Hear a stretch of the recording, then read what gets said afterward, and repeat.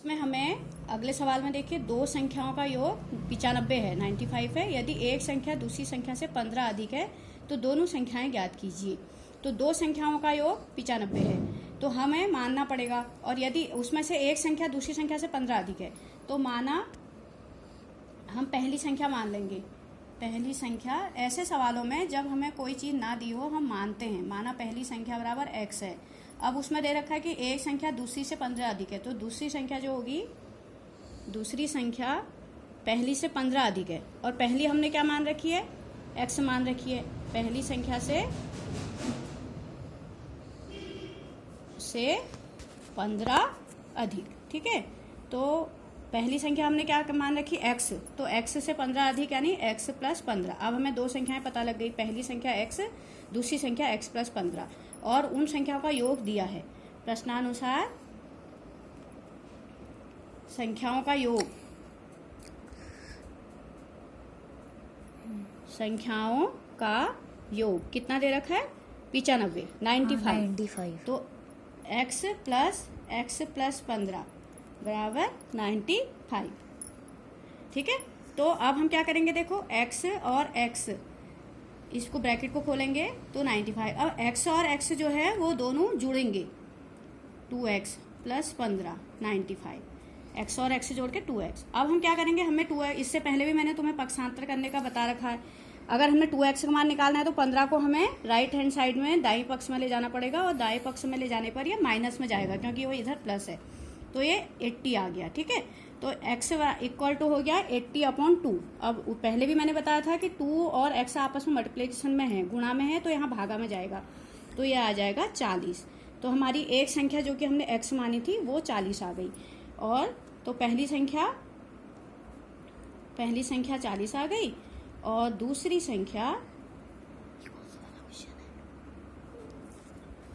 संख्या x plus 15, यानी कि 40 में हम 15 जोड़ेंगे क्योंकि अब हमारा x का मान निकल गया, तो 40 में 15 जोड़ के 55। तो ये हमारी दोनों संख्याएं आ गई, 40 और 55। अगर हम आंसर को मैच करना चाहें तो 40 और 55 को ऐड करेंगे, 40 और 55 को ऐड करेंगे तो हमारा 95 आएगा। तो इसका मतलब हमारा आंसर सही है। ऐसे हम आंसर का मिलान भी कर सकते हैं। अब उसके बाद हमारा अगला क्वेश्चन है, दो संख्याओं का अनुपात 5:3 है। अगला जो हमारा सवाल है, दो संख्याओं का अनुपात 5:3 है। यदि उनमें अंतर 18 है तो संख्याएं ज्ञात कीजिए। यानी कि उन्होंने दो संख्याओं का अनुपात दे रखा है और साथ में ये दे रखा है कि उनमें जो अंतर है वो 18 है, तो संख्याएं ज्ञात कीजिए, ठीक है। तो हम सबसे पहले दो संख्याओं का अनुपात जो हमें दिया है वो लिखेंगे। दो संख्याओं का अनुपात क्या होता है, उसका रिड्यूस्ड फॉर्म होती है, यानी कि सरल करने पर जो आता है वो अनुपात है। एक्चुअल में वो संख्या 5 और 3 नहीं है, उनका रेशियो 5 और 3 का है। तो हम मान लेंगे, माना पहली संख्या बराबर 5x और दूसरी संख्या बराबर 3x। अब प्रश्नानुसार उनमें अंतर 18 का है, तो प्रश्नानुसार उनमें जो डिफरेंस है वो 18 का है, ठीक है। क्वेश्चन में ये कहा है कि उनका जो अंतर है, यानी कि 5x में से हम 3x को जब घटाते हैं तो वो अंतर 18, ये दिया गया है प्रश्न में। उनका अनुपात 5:3 और उनमें अंतर 18 का है। तो 5x माइनस 3x, अंतर मतलब डिफरेंस, तो 5x में से 3x घटाया 18, और 5x में 3x घटा के कितना आता है 2x equal to 18, x equal to 18/2, 18/2 यानी 9। ये हमारा आंसर नहीं है, ये केवल x का मान है। अब हमारी जो पहली संख्या क्या थी, 5x थी, तो पहली संख्या 5x यानी कि 5 × 9, 5 × 9, 9 पंचे 45, ये पहली संख्या आ गई। और दूसरी संख्या क्या है, 3x यानी कि 3 × 9, तो ये कितना हो गया 27। तो ये हमारी पहली संख्या 45 और दूसरी संख्या 27 हो गई, ठीक है। 9 9 3 27। अब हम अगर 45 और 27 का अंतर देखते हैं तो हमारा 18 आता है। अगर हम प्रश्न को आंसर चेक करना चाहते हैं तो 45 में से 27 घटाएंगे, 18 आएगा, इसका मतलब हमारा उत्तर सही है, ठीक है। अब हमारा अगला क्वेश्चन है, 3 लगातार पूर्णांकों का योग 51 है, पूर्णांक ज्ञात कीजिए। तो पूर्णांक क्या होते हैं, जैसे 1 2 3 4 5 6 7 8 9 10 ये पूर्णांक होते हैं।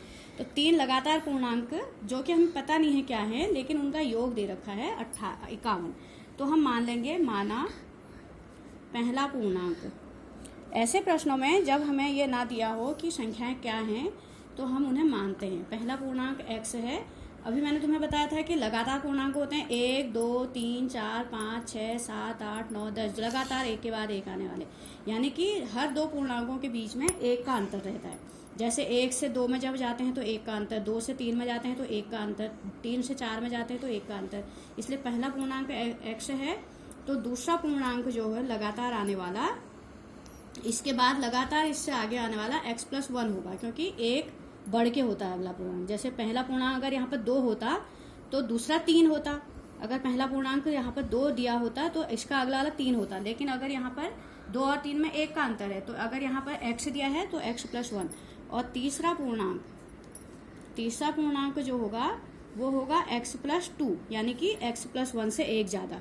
तो x से एक ज़्यादा x+1 हुआ, x+1 से एक ज़्यादा x+2 हुआ, तब ये 3 लगातार पूर्णांक हुए। और इनका योग 51 दे रखा है। प्रश्नानुसार इन 3 लगातार पूर्णांकों का योग जो दे रखा है वो दे रखा है 51, ठीक है, 51।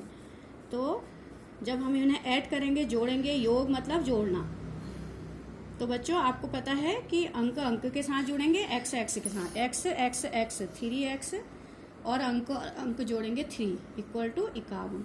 तो 3x बराबर हो जाएगा 51 में से हमको 3 को यहाँ माइनस करना पड़ेगा। इधर जब पक्षांतर होगा तो 3 माइनस में आएगा, तो 51 में से 3 घटा के 48 होता है 39।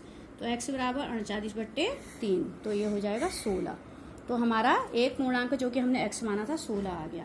पहला पूर्णांक हमारा आ गया पूर्णांक 16, जो कि हमने क्या माना था x।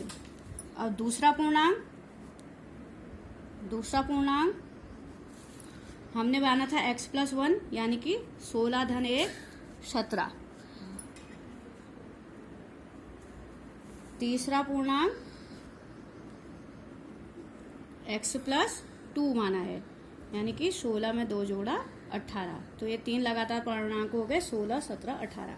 3 लगातार पूर्णांक हो गए 16 17 18, 16 17 18। और अगर हम प्रश्न की जांच जो करना चाहते हैं तो आप 16 17 18 को आपस में जोड़ो, आपका 51 आएगा।